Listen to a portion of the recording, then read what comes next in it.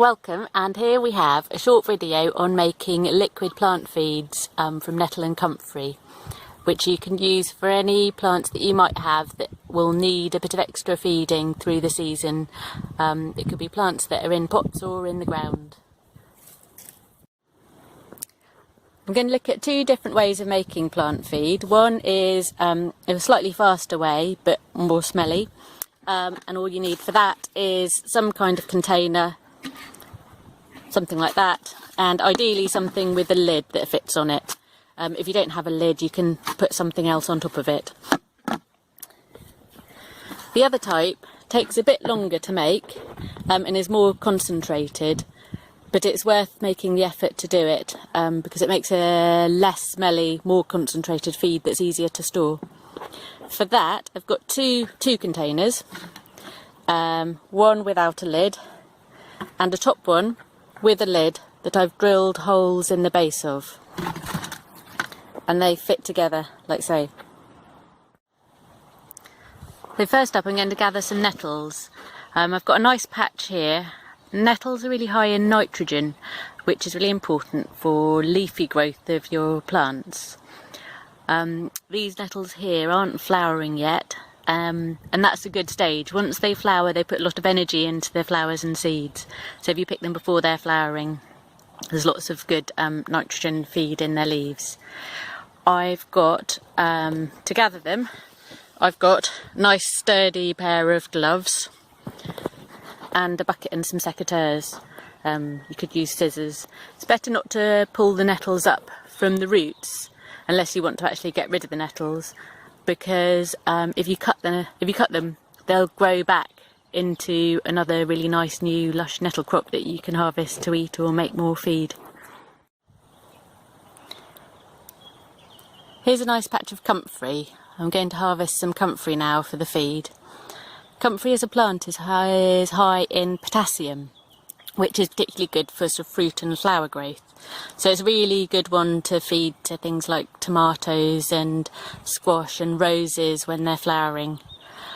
You can make separate nettle and comfrey feeds. I'm actually going to do a combination, so it has both nitrogen from the nettles, which is good for leafy growth, and potassium from the comfrey, which is good for fruit and flowers. So it'll be a sort of all-purpose feed. One thing I'm noticing here is that the comfrey is flowering, and comfrey flowers are really loved by bees and other insects. So I'm going to try and avoid picking any of the flowers.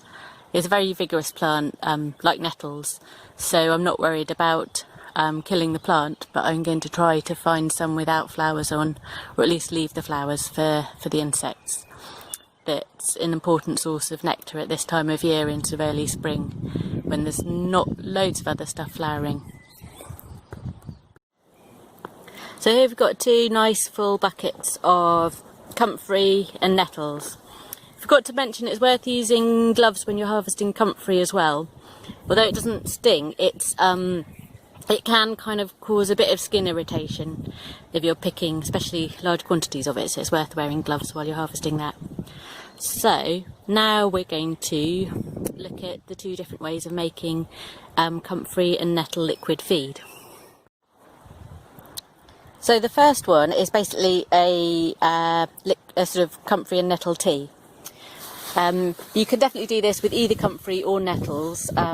Nettles, often plants at this time of year need a bit of a nitrogen feed, and later in the year when they're fruiting and flowering they need more of a comfrey feed. I'm just doing a mixture because it's a sort of more of an all-purpose one. So in my tub I'm just adding a load of nettles, just going to get as much in as I can, give it a really good squish down, and a load of comfrey, give it a really good squish down. And I'm just going to squeeze in as much as I can. So now I'm basically just filling that container up with water straight on top of the comfrey and nettles. And I'm going to put the lid on it and just leave it. And within about a month, leave it in a sunny spot, within about a month, it will have made a pretty smelly kind of infusion, which I can use as a feed. So with the second one, we're using the bucket with the holes in the bottom, and I'm doing something very similar, but instead of just shoving everything in, I'm actually putting it in and then just using the secateurs to cut it up a bit to make all the pieces smaller. The reason is that I'm basically going to just weigh all this material down and let it break down without adding water, and by cutting up just helps speed that process up a bit. So I've got the tub with the chopped up nettles and comfrey in. It's got holes in the bottom, so to let the juice drip out, I'm going to slot it on top of this other container that it fits into nicely.